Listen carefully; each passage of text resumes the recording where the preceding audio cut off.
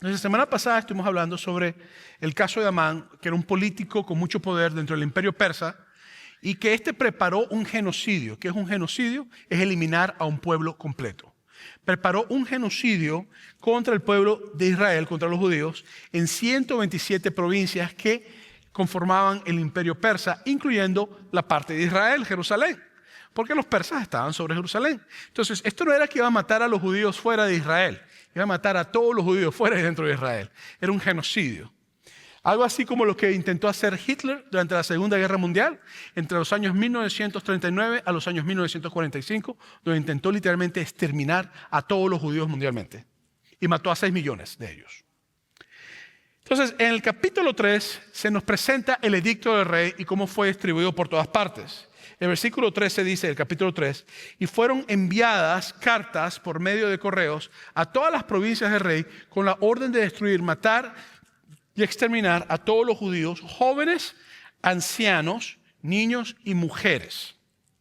En un mismo día, en el día 13 del mes deudécimo, que es el mes de Adar, y de apoderarse de sus bienes. Ahora, el mes de Adar estaba, si contabas los días de la época que se encontraban ellos, iba a tomar 12 meses para que llegara ese tiempo. Entonces, es un edicto de hacer un asesinato a un pueblo, un genocidio, en un solo día. En un solo día. Entonces, la pena de muerte había sido dada y solamente tenían que esperar que la pena de muerte llegara. Y eso trae mucha ansiedad. No es lo mismo que a uno lo maten así, rápido, a que uno le dejen saber que en un año lo van a matar a uno. El proceso psicológico que eso crea, la crisis emocional que eso causa, los conflictos en todas las áreas que eso causa, son muy difíciles.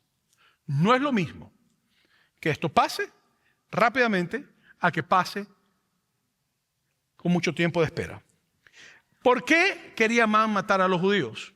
Porque Mardoqueo, que era el padre adoptivo y primo de la reina Esther, cuando Amán fue elevado a una posición de honor por el rey Asuero, que era el emperador de todo el reino persa, Mardoqueo estaba supuesto a arrodillarse delante de él y reconocerlo a él como jefe. Y Mardoqueo no lo hizo. Entonces, ¿qué fue lo que hizo Amán? Decidió matar a todo el pueblo de Mardoqueo. No intentó matar a Mardoqueo, sino que intentó matar a todo el pueblo de Mardoqueo. ¿Qué hizo Mardoqueo? Mardoqueo entró en luto por la responsabilidad de su acción que estaba causando ahora a todo un pueblo.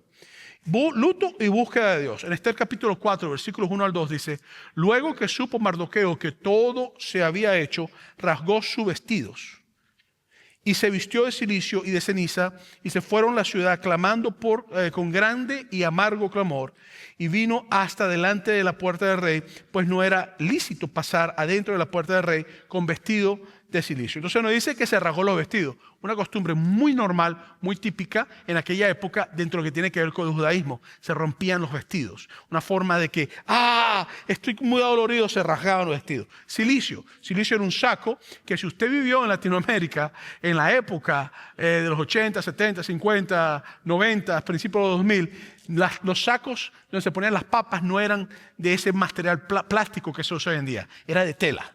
Cilicio es parecido a esa tela. Era una tela pobre, de luto, una tela donde implicaba estoy pobre ante mis circunstancias. Y cenizas literalmente cenizas. Agarraban normalmente de un sacrificio que se había realizado por el dolor y se agarraba la ceniza y se ponía encima, implicando de que el fuego o estaban pasando por fuego y había un momento de pérdida.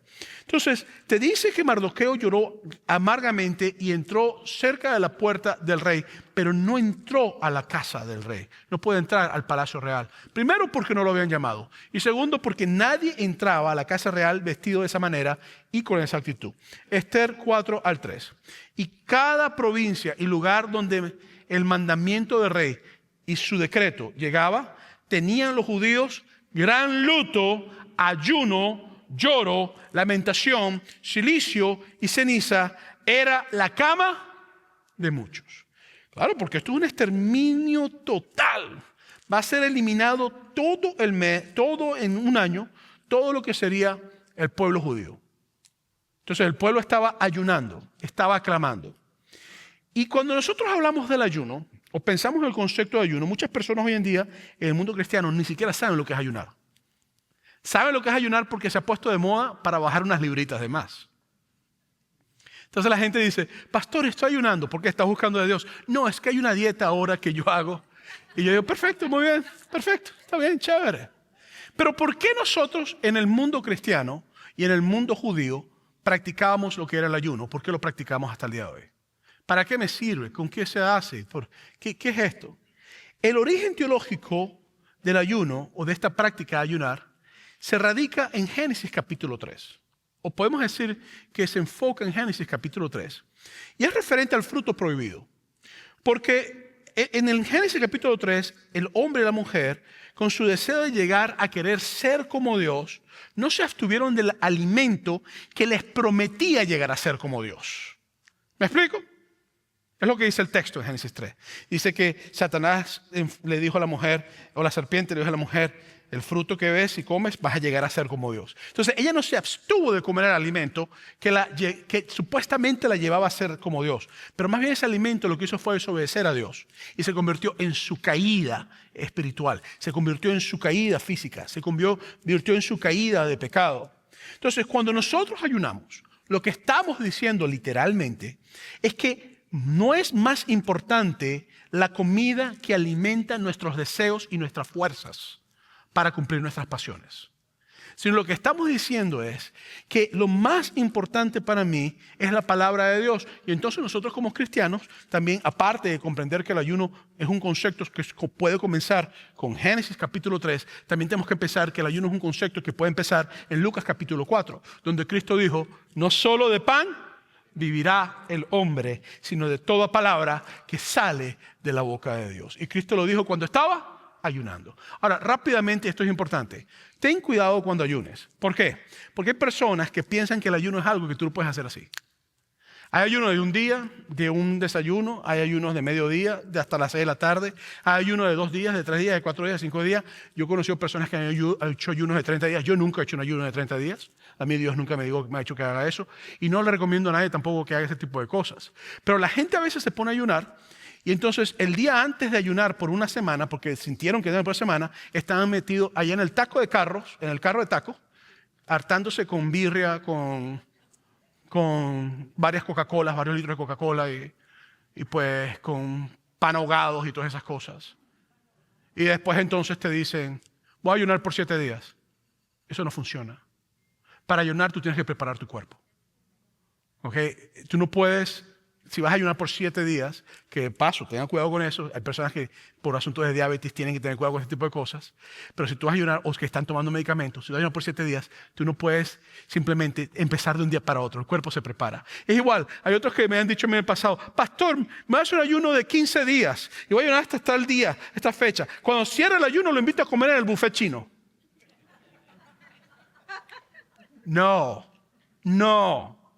Tú cierras el ayuno con un jugo natural, normalmente vegetales, algo sencillo. No te vas a hartar de birria con arroz y con tacos y frijoles, porque vas a tener el libro de Apocalipsis en tus sueños esa noche. Entonces tú lo que tienes que hacer es comprender que el ayuno es un proceso, pero los pueblos judíos estaban practicando y es una práctica que es buena hacerla. ¿Ok? No para bajar de peso, sino para buscar el rostro de Dios. Cuando nosotros nos metemos a ayunar, tenemos que enfocarnos en la presencia de Dios. Es un momento donde decimos, la comida y todo ahorita no es importante. Importante eres tú, oh Dios poderoso. Eso es lo que es el ayuno. Y lo hacemos por guía. ¿Guía de qué manera? Para buscar dirección. Señor, tengo un asunto, necesito dirección, guíame. Y lo hacemos con palabra, con oración. Y tampoco estamos publicándolo. Hoy yo soy el santo más santo aquí en la iglesia. Tengo una semana ayunando. No. Jesús dijo que cuando alguien ayunara o estuviera en oración, que no lo publicara. Yo no tengo que saber que tú estás ayunando, al menos que tú quieras que yo como pastor te guíe. Pero si tú me vas a decir a mí que estás ayunando para que obtengas una posición dentro de la iglesia, no la vas a obtener. ¿Sí me explico o no me explico? Porque hay personas que usan los ayunos y la oración como instrumentos de alcanzar cosas. Esto no es una herramienta donde tú alcanzas poder. Es parte de tu acercarte con tu Padre Celestial. Eso es lo que es. ¿Eh? Entonces, esta gente se metió a ayunar. Cuando veamos a Esther capítulo 4, versículos 4 al 6, te dice, y vinieron las doncellas de Esther y sus eunucos y se lo dijeron, Para mí que los eunucos le han dicho a Esther, Mardoqueo está llorando, esto es lo que está pasando y esto es lo que está ocurriendo es porque ya ellos sabían a lo mejor que Esther era judía. Seguimos leyendo. Entonces la reina, tuvo gran dolor. Claro, porque aunque ella estaba protegida en el palacio de las mujeres, que sería realmente el harén, ella seguía siendo judía. Y escuchar que su papá adoptivo, que la recogió cuando niña, un momento de huérfana, estaba ayunando y llorando y que estaba el tipo por todos lados, vestido de silicio, con ceniza en su cabeza, es porque algo había pasado. Pero también me deja saber que ella estaba sin contacto con él y estaba excluida del mundo exterior porque ella no sabía lo que estaba pasando. Y envió vestidos para hacer vestir a Mardoqueo y hacerle quitar el cilicio, mas él no los aceptó. Entonces Esther llamó a Atac, uno de los eunucos del rey, que él había puesto en el servicio de ella, y mandó a Mardoqueo con orden de saber qué sucedía y por qué estaba así. Y salió pues Atac a ver a Mardoqueo a la plaza de la ciudad. O sea, el tipo estaba públicamente llorando, ayunando, que estaba delante de la puerta del rey. Ahora, la acción de ellos es normal, porque si a mí me dicen que me van a matar, yo también me meto a ayunar. Entonces, esta gente estaba en luto, esta gente estaba clamando, buscando a ver qué hacían en un año. Es lo que estaba ocurriendo. Entonces, el harén o el palacio de las mujeres estaba seguro, no tenía contacto nuevamente con el mundo exterior. Y esto me hace saber a mí que Esther estaba en ese lugar muy guardadita, muy refugiada, pero te deja saber también la imagen de lo que era la reina en esa época. Esto no es como la reina Victoria, que mandó en Inglaterra, o la reina Elizabeth, que acaba de morir y ahorita el hijo es el rey de ella. Esta no es como la reina, la española, la que hizo que conquistaran América en el 1492. Esta es una figura retórica. Esta mujer realmente no tenía ningún tipo de poder. Ella simplemente era un adorno para el rey disfrutar junto con sus 399. La única diferencia es que estaba por encima de las 399. Estaba totalmente aislada de lo que estaba pasando. No sabía los problemas políticos, no sabía los decretos. Todo el mundo lo sabía, menos la que estaba en el harén. Esto es lo que te puede decir. Y es muy probable que Mardoqueo tenía también a alguien dentro del palacio que le informaba, porque ahorita voy a leer que Mardoqueo sabía sobre el asunto del dinero, de la plata que se iba a recoger. Y en el edicto no aparecía eso por ningún lado. Y normalmente esas eran conversaciones que ocurrían a puerta cerrada, no eran públicas ese tipo de conversaciones. ¿Me entiendes? Entonces vamos aquí en el capítulo 4, versículos 7 al 9. Y Mardoqueo le declaró todo lo que le había acontecido y le dio noticia de la plata que Amán había dicho que pesaría para los tesoros del rey a cambio de la destrucción de los judíos. Porque Amán estaba diciendo, vamos a gastar mucho dinero, esto es tremendo negocio, matamos a los judíos, los eliminamos, hacemos todo esto y no ha pasado nada.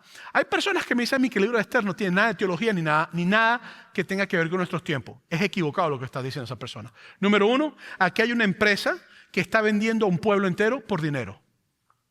Eso pasa el día de hoy.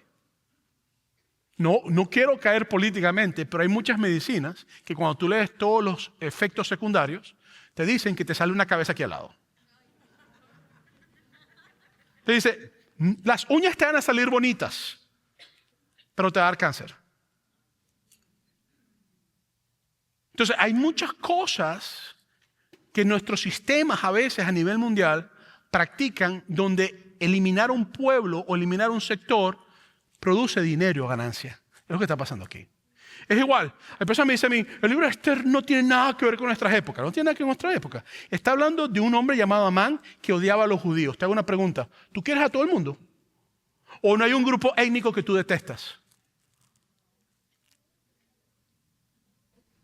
Hay personas que no pueden ver a los venezolanos. Y me voy como ejemplo porque soy venezolano. Bueno, espero que tú puedas ver venezolano porque yo soy venezolano. Si llegaste aquí, no tú eres venezolano, llegaste al lugar equivocado porque yo soy venezolano. Pero hay personas que no pueden un colombiano. Hay mexicanos que no pueden un salvadoreño. Hay salvadoreños que no pueden un guatemalteco. Y hay latinos que no pueden ver un gringo. Y hay latinos que no pueden ver un negro. Entonces, si estos temas no son de actualidad en este momento, claro que lo son. La guerra ahorita entre Rusia y Ucrania es un producto étnico. La guerra entre Israel y Palestina es un producto étnico. Muchas de las cosas que pasan aquí en los Estados Unidos con nosotros es racismo interno de un sistema. Y muchas de las cosas que tú sientes, se me casó mi hija con un negrito, usted puede crecer eso, pastor. ¿Y cuál es el problema? Si le gusta su negro. Ella es la que se va a casar con él. ¿Cuál es el problema? ¿Acaso que ese negro es malo? No, no, pero que es un negro americano, no es de mi país. Eso es racismo. Entonces, no me digas que esto no es de nuestra época. Porque aquí está trabajándose con la muerte de un país para alcanzar dinero y está trabajando con racismo también. Entonces, no me digas que esto no tiene relevancia, porque sí lo tiene. Y dice, Amán había dicho que pasaría por los tesoros del rey a cambio de la destrucción de los judíos, versículo 8. Le dio también la copia del decreto que había sido dado a Azusa para que fuese destruidos, a fin de que mostrase a Esther y se lo declarase y le encargara que fuese ante el rey a suplicarle y a interceder delante de él por su pueblo. Vino Atac y contó a Esther las palabras de Mardoqueo. Entonces, el edicto estaba muy claro. Esther no sabía nada, recibe el edicto. ¿Quieren ser las víctimas? Niños, mujeres, hombres, ancianos, todos judíos, en todas las provincias. Esto era un problema. Y le dice, ve ante el rey a suplicarle y a interceder delante de él por su pueblo. Esto, señores, no es cualquier petición. Esto no es cualquier súplica. Esto ponía a Esther en peligro de vida. Esto quiero que lo entendamos. Entonces yo me pongo a preguntar, ¿qué pensaría Esther en el momento que su padre adoptivo le dice, te tengo una petición, presenta ante el rey y suplica por nosotros? O sea, ¿qué pensaría esa mujer? O sea, ¿qué tendría ella en mente? Ella ni siquiera sabía lo que estaba pasando, se acaba de enterar ahorita. Esther 4, versículo 10 al 11. Entonces Esther dijo a Atac que le dijese a Mardoqueo, todos los siervos del rey, aquí está la respuesta a lo que ella pensó, aquí está la respuesta. Todos los siervos del rey y el pueblo de las provincias del rey saben que cualquier hombre o mujer que entre en el patio interior para ver al rey sin ser llamado, una sola ley hay respecto a él: de morir. Salvo aquel quien el rey extendiera el cetro de oro y cualquiera a cual viviera, y yo no he sido llamada para ver al rey en estos últimos 30 días, básicamente. Entonces, aquí sale una ventana en la relación del rey con Esther. ¿Usted cree que es normal que un hombre no vea a su esposa por 30 días? Claro que no. Eso no es normal. ¿Usted cree que es normal que un hombre no esté con su esposa por 30 días? Claro que no. Eso es normal. Al menos que tú seas un rey que tiene 399 para usar también esos 30 días. Eso me está pasando aquí. Él no la llama porque él tiene un harén. ¿Me entiendes? Entonces, no piense que este tipo, o sea, esto es un rey, en el sistema del rey, no como Jesús el rey, sino como el rey de la tierra, que destrozan. Entonces, aquí ahora, Esther le deja saber a Mardoqueo que sus súplicas, lo que le está pidiendo, es una misión suicida. Y le dice, todo el que entra al palacio y entra a la entrada interior donde está el rey, lo matan. ¿Por qué? No puedo, le está diciendo, esto es peligroso, me pueden matar. De hecho, es pena instantánea, lo matan. Normalmente esto pasaba por dos cosas. Número uno, los reyes se protegían de que los mataran. Entonces, por eso es que normalmente todos los guardias de los reyes, la mayoría eran eunucos, la mayoría. ¿Por qué eran eunucos? Porque así en la medianoche, cuando estaban durmiendo, una persona que quisiera matar al rey, no le podía mandar a una mujer muy bonita para que se acostara con él, le lavara el oído, le ofreciera dinero, como está durmiendo con ella, y en la mañana, cuando se parara de dormir con ella, fuera a matar al rey. Entonces, normalmente eran eunucos, número uno. Número dos, era un grupo muy secluido. Y normalmente, si yo era un guardia del rey, mi familia vivía muy bien, pero también había una pena de muerte sobre mi familia. Si al rey le pasa algo, a ellos los matamos y a ti también. Entonces, era como que yo vivo bien, bueno, ni tan bien, porque un hombre eunuco no vive bien. Entonces, vivo bien, dentro de lo que cabe, estoy con mi familia, ellos están bien, yo no tengo acceso a mi familia normalmente, pero estoy con el rey, pero ellos están ahí guardaditos. Yo hago lo que no tengo que hacer y me matan a papá, mamá, primos, hermanos, me matan a abuelitas, me matan todas las... Entonces, yo tengo que portarme bien, porque si no me matan a todo el mundo. Si matan a mi familia es culpa mía. Entonces, esto es un asunto. Y lo otro es que normalmente los reyes no permitían que la gente entrara porque la gente normalmente adoraba a los reyes como dioses. Entonces, tú no puedes entrar a la presencia de Dios. En los dioses paganos, en los dioses de esta época, tú no entrabas a la presencia de un Dios así, porque así, el único Dios que te permite entrar libremente a su presencia es el Dios de la Biblia. Los otros dioses no. Tenías que venir forrado en billete, en oro, con animales, con sacrificios. Tenías que sacrificarte, matarte tú y después entrabas. El Dios de la Biblia no es así. El Dios de la Biblia más bien se sacrifica para que tú entres. Entonces, esto es bien interesante, ¿no? Porque ella le dice, era la muerte de una persona por la salvación de un pueblo. Eso es lo que está pidiendo Mardoqueo. Mardoqueo le está diciendo a Esther, arriésgate tú para que salves a un pueblo. Arriésgate tú para que todo el pueblo tenga vida. Arriésgate tú para que todo el pueblo pueda estar viviendo. Este concepto es un prototipo. Oye, y prototipo quiere decir que te lleva a un tipo, a un simbolismo, a una dirección. Este concepto es un prototipo del pensamiento de Dios para salvar al mundo. Y la primera vez que esto pasa no ocurre con Jesús en la cruz del Calvario, sino que todo prototipo de esto, en el caso de Esther, te enfoca a Jesús a la cruz del Calvario. ¿Cuál es el enfoque? La muerte de una por la vida de todos. Ese es el enfoque. Por eso es que la Biblia dice a ti en Juan capítulo 3, versículo 16, porque de tal manera amó Dios al mundo que ha dado a su Hijo unigénito para que todo aquel que en él crea no se pierda, mas tenga vida eterna. La clave es, ha dado a su Hijo unigénito. Esto es un trueque. Tu vida a cambio de la vida del Hijo de Dios. La vida de uno por la vida de todos. Por eso es que en Juan capítulo 11, versículo 49, uno de los sumos sacerdotes de la época, que de paso fue el que mandó a matar a Jesucristo, en un momento determinado dijo, entonces Caifás, uno de los sumos sacerdotes aquel año, les dijo, vosotros no sabéis nada, ni pensáis que nos conviene que un hombre muera por el pueblo y no que toda la nación perezca. Esto no lo dijo por sí mismo, sino que como era el sumo sacerdote aquel año, profetizó que Jesús había de morir por la nación. Entonces, este concepto es el mismo que practica una madre cuando da luz y le dice al médico, te puedes morir. Pero ella dice, no importa, yo quiero dar luz. Yo me muero para que mi hijo viva. Este es el concepto de un padre o de una madre que sale a trabajar desde las 6 de la mañana hasta las 7 de la noche para que el hijo pueda tener lo que necesita. Yo me sacrifico para que mi familia tiene lo que ellos necesitan. Yo me sacrifico. La diferencia es que nosotros realmente nos sacrificamos por las personas que nosotros amamos. Porque nos beneficia sacrificarnos por ellos, hasta cierto punto. Pero Jesucristo es diferente. Jesucristo se sacrificó por las personas que lo estaban crucificando. Es muy diferente.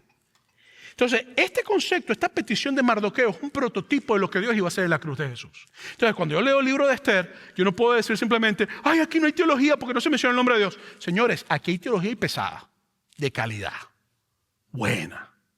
Normalmente cuando yo hablo con mis amigos, con personas musulmanes y empezamos a hablar acerca de ese concepto que Dios amó tanto al mundo que dio a su hijo a morir, los amigos míos que son musulmanes o personas que yo conozco que son musulmanes me han dicho, sí, vamos a hablar de tu Dios de la Biblia. ¿Qué clase de Dios manda a su hijo, o qué clase de padre, mejor dicho, me dicen, manda a su hijo a morir? Porque si tú eres papá, ¿tú mandarías a tus hijas a morir o mueres tú? Yo le digo, obviamente muero yo. Antes que me maten a Esther y a Débora, prefiero yo morirme.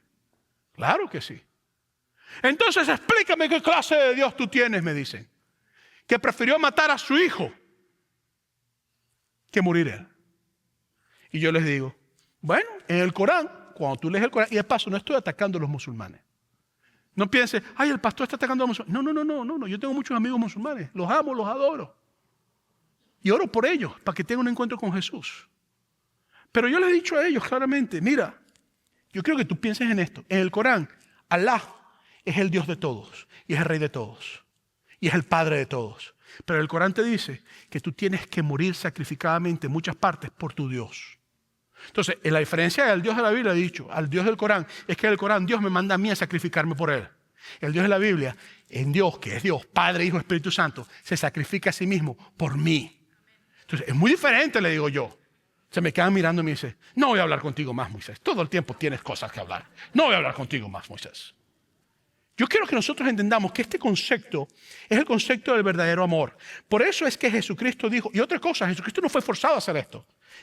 Entonces yo quiero que comprendamos que esto es un prototipo de lo que está ocurriendo en la cruz. Jesucristo no es forzado a hacer esto. Por eso es que Jesucristo dijo en Juan capítulo 10, versículo 18, nadie me la quita, hablando de su vida, sino que yo mismo la pongo. Tengo poder para ponerla y tengo poder para volverla a tomar. Este mandamiento recibí mi Padre. Jesucristo dijo en Juan capítulo 15, versículo 13, nadie tiene mayor amor que este, que uno ponga su vida por sus amigos. Y la Biblia dice en Romanos capítulo 5, versículo 8, hablando de este sacrificio de uno por todos, mas Dios muestra su amor para con nosotros, que en que siendo aún pecadores, Cristo murió por nosotros. Entonces, aquí Mardoqueo se convierte en un prototipo de la petición del Padre al Hijo. Ve a morir por la humanidad. Y Esther se convierte en un prototipo de la obra de Jesús. ¿Por qué? Porque Esther no es el hijo de Dios. No está diciendo, el pastor está predicando falsa doctrina. Dijo que Mardoqueo era Dios el Padre y Esther era Jesús. No estoy diciendo eso. Estoy diciendo prototipo.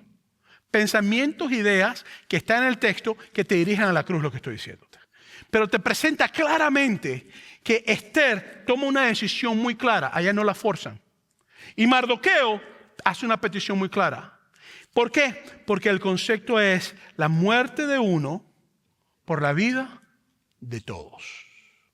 Y ese concepto es un concepto divino. Es el concepto de Dios, que se humanó, se hizo hombre, caminó entre nosotros, vivió con nosotros, anduvo con nosotros y murió. La muerte de uno por todos nosotros. La diferencia es que a Esther se le está pidiendo que ella dé su vida básicamente por un pueblo en un momento determinado. Jesucristo dio su vida por todos los pueblos en todas las épocas que existe en la humanidad. Es diferente. Lo que Esther está haciendo es un sacrificio muy limitado que no salva espiritualmente, salvaría físicamente. Jesucristo te salva espiritualmente, te salva físicamente, te restaura y te da vida eterna. Muy diferente, pero son prototipos de la obra de Dios y del amor de Dios, y me deja comprender que Dios nos ama de una forma importantísima. ¿Ves que aquí sí hay teología? Porque el argumento es que el libro de Esther nunca tiene teología. Yo me muero la risa que yo escucho esas cosas. Esto es teología y teología buena. ¿Me estoy explicando hoy, sí o no? Ok. Y Esther le dice al papá, le dice, hay una opción, papá, hay una opción. Salvo aquel a quien el rey extendiera el cetro de oro. Nosotros conocemos este concepto hoy como gracia. Este concepto significa gracia. ¿Por qué? Porque ¿qué es gracia? Gracia implica que tú te metías en la presencia del rey sin permiso y el rey, en vez de matarte, extendía el cetro de oro. Entonces los guardias que estaban alrededor del rey no te mataban. De aquí sale el concepto de gracia. ¿Por qué? Porque Cristo se convierte en ese cetro de oro básicamente, que en la cruz extendió su gracia para nosotros. Entonces le dice, y yo no he sido llamada para estar en el rey sino con 30 días. Vamos al versículo 12 al 14. Y dijeron a Mardoqueo las palabras de Esther. Entonces dijo Mardoqueo que respondiesen a Esther, no pienses que escaparás en la casa del rey más que cualquier otro judío. Recuérdate, mamita, judía eres, judía te vas a quedar, aunque seas reina. Porque si callas absolutamente en este tiempo, respiro y liberación vendrá de alguna otra parte para los judíos. Mas tú y la casa de tu padre pereceréis. Y quién sabe si para esta hora has llegado a el reino. Esta frase, quién sabe si para esta hora tú has llegado al reino. Recuérdate que todo lo que tú has pasado es producto de la mano de Dios. Recuérdate que tú no has alcanzado lo que tienes porque tú eres genialmente increíble. O porque eres la mejor persona del mundo, la última Coca-Cola en el desierto, la pepita de oro o el cherry puesto sobre el helado de vainilla. No te creas esas mentiras. De parte de Dios se te había seteado un momento determinado. Y tus recursos no son para tu disfrute o tu placer solamente. Es para que los uses en el propósito de Dios. Versículos 15 y 17. Y Esther dijo que respondieran a Mardoqueo. Ve y reúne a todos los judíos que se hallan en Susa y ayunad por mí. Otras palabras, a buscar de Dios.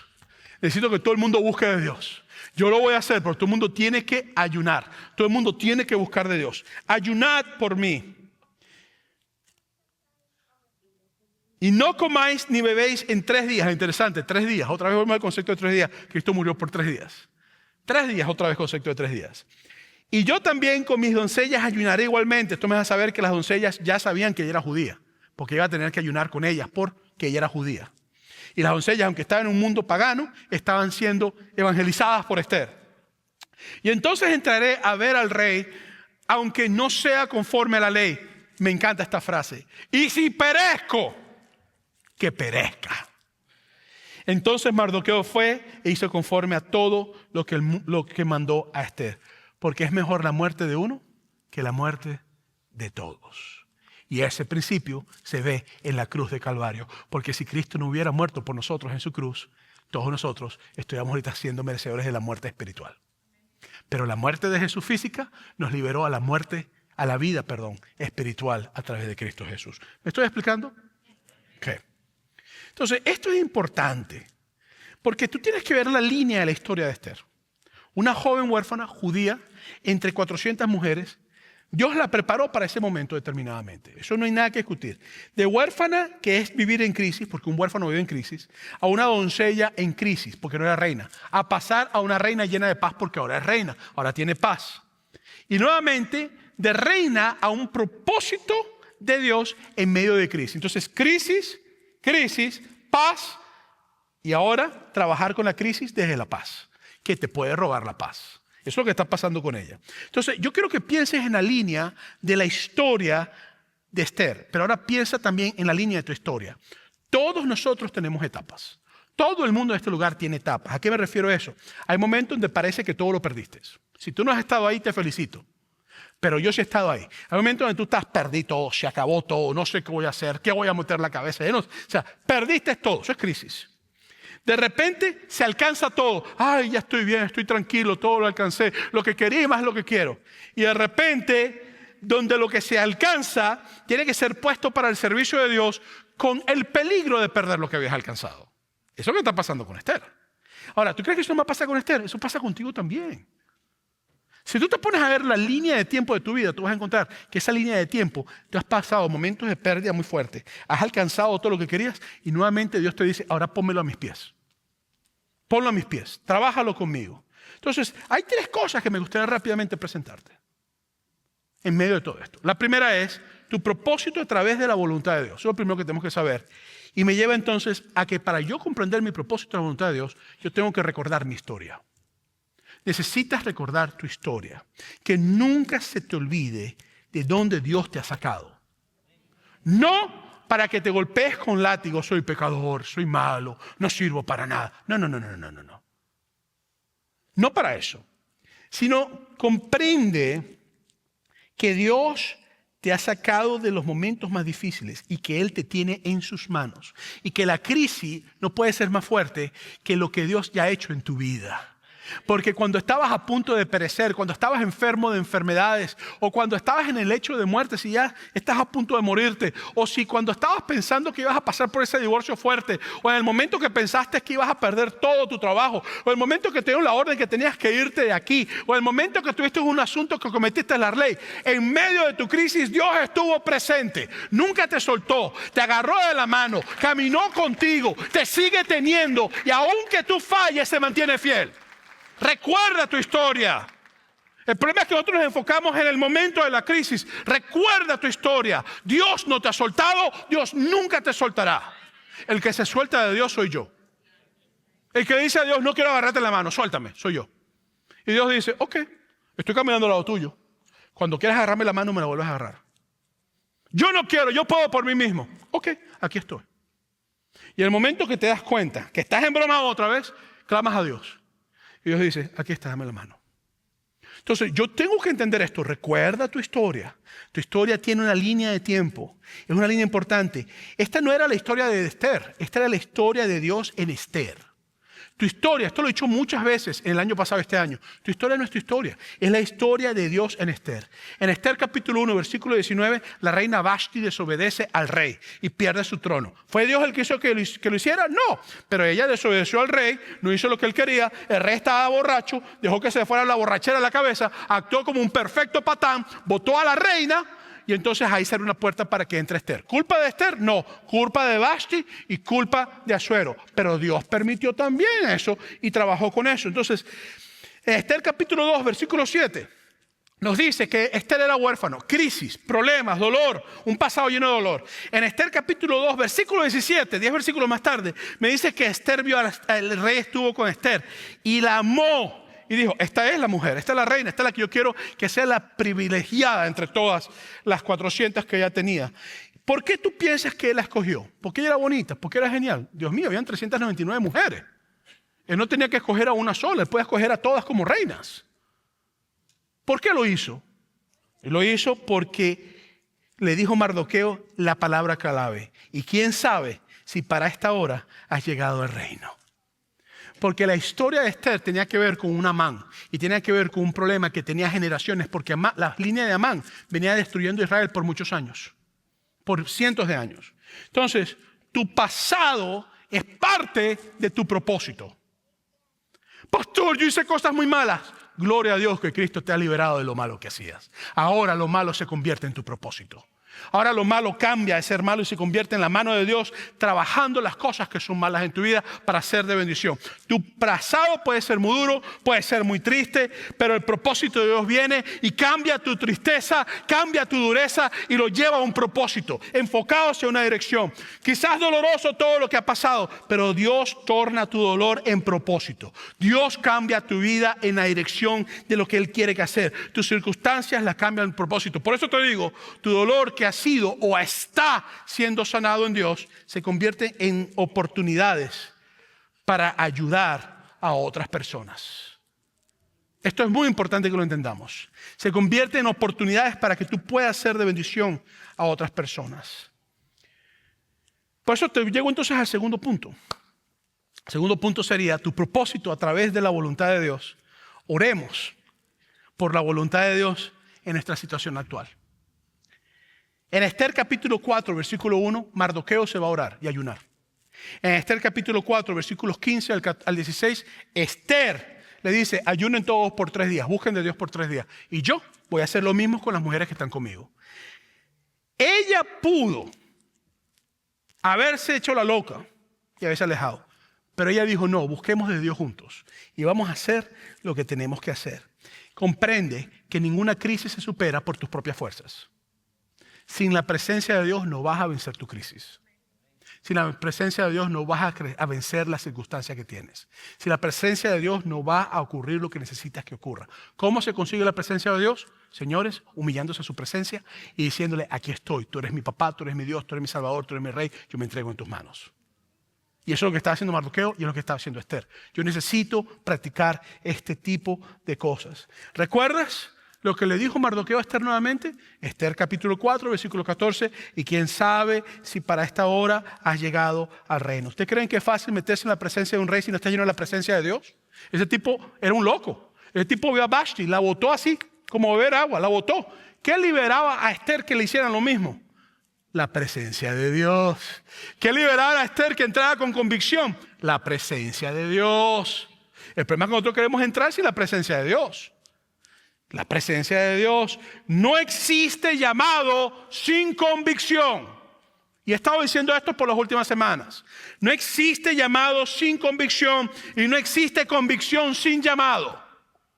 La convicción es la certeza de que tienes que poner tus beneficios hacia un lado para hacer lo que Dios te está llamando a hacer. Y el llamado es la invitación a hacerlo. Las dos van ligadas una de la otra. Y esto es muy importante. Porque en nuestros días se nos enseña un estilo de liderato que es enfermizo. Un liderato que me beneficia a mí siempre y a todo el mundo lo embroma. El liderato que a nosotros se nos enseña en la mayoría de las instituciones de liderato hoy en día. Se nos enseña lo que nos beneficia. Se nos enseña cómo abusar del poder, si no para nuestro pueblo, para otro país. Se nos enseña a vivir en exceso, porque la prosperidad radica en que tengas una nevera que sea de aquí al techo y que tengas toda la comida que se te va a pudrir porque no te la vas a poder comer. La prosperidad radica en que tengas no un carro, ni 2, ni 3, ni 4, que tengas 100 carros para cada día de 100 días del mes. La prosperidad radica no en que tengas lo suficiente para vivir, sino que te sobre para vivir como un magnate. Ese es el concepto que se llama de prosperidad. Entonces, en el prototipo liderato de Jesús, esto fue lo que Jesucristo dijo. Y voy a entrar ahorita con Esther, porque además es una comparación entre Asuero como rey y Esther como líder ahora. Jesucristo dijo en Mateo 20, capítulo 25, entonces Jesús llamándolos dijo, sabéis que los gobernantes de las naciones se enseñorean de ellas y que son grandes, y los que son grandes ejercen sobre ellas potestad. Mas entre vosotros no será así, sino que quien quiera hacerse grande entre vosotros será vuestro servidor, y el que quiera ser el primero entre vosotros será vuestro siervo, como el Hijo del Hombre no vino para ser servido, sino para servir, y oigan, y para dar su vida en rescate por muchos. El mismo concepto, la vida de uno por todos. ¿Ves que es un prototipo de Jesús lo que estoy diciendo? ¿Están viendo? Entonces, vamos a comparar rápidamente Esther versus Asuero. La líder Esther versus el líder Asuero. Ok, Esther amó a su pueblo, garantizado. Asuero abusó de su pueblo, garantizado. Esther dio vida por su pueblo, dio su vida por su pueblo. Asuero entregó la vida de su pueblo, al revés. Esther renunció a su beneficio por el beneficio de todos. Asuero buscó su beneficio por encima de todos. Esther fue una reina humilde. Asuero fue un rey prepotente. Se creía la última Coca-Cola del desierto. Esther vivió libre de vicios. Asuero vivió atado a un vicio, especialmente el alcohol. Esther caminó en el prototipo de liderato de Jesús. Asuero caminó en el prototipo de liderato del sistema del mundo. Aquí va la pregunta para ti. ¿Cómo es tu liderato en tu familia? ¿Eres tú los que comprendes la importancia de sacrificarse por su familia? ¿O tú prefieres que todo el mundo se sacrifique por ti para que tú puedas vivir bien? ¿Cómo es tu liderato en la iglesia? ¿Eres tú lo que te gusta que te pongan alfombra roja cada vez que caminas? ¿O tú eres el que pones alfombra roja para que los otros caminen? Te advierto que en el liderato de Dios, Él nos rinde cuentas, porque Jesucristo, siendo el Hijo de Dios humanado, es el ser más humilde que tú vas a conocer en toda su vida. Esto me lleva entonces al último propósito. Tu propósito a través de la voluntad de Dios. Enfócate en las promesas de Dios. Oye muy bien, enfócate en las promesas de Dios. ¿Por qué digo esto?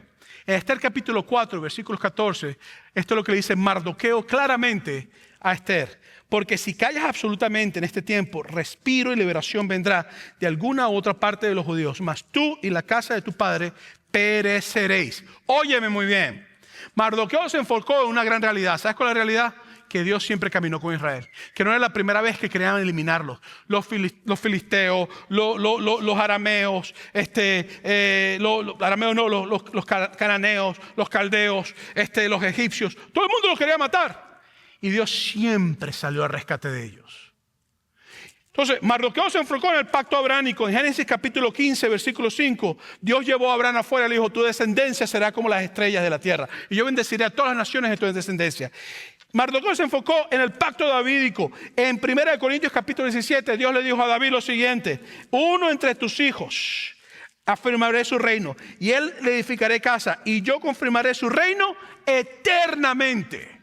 Mardoqueo dijo, ok, nos va a pasar algo, pero quiero que sepas algo. El Dios de la Biblia me dijo que nosotros íbamos a tener un rey eternamente. Ese rey es Jesús. ¿Y sabes qué? Mardoqueo no estaba equivocado, porque cuando Dios promete que algo va a ser, tú puedes tener por seguro que así va a ser.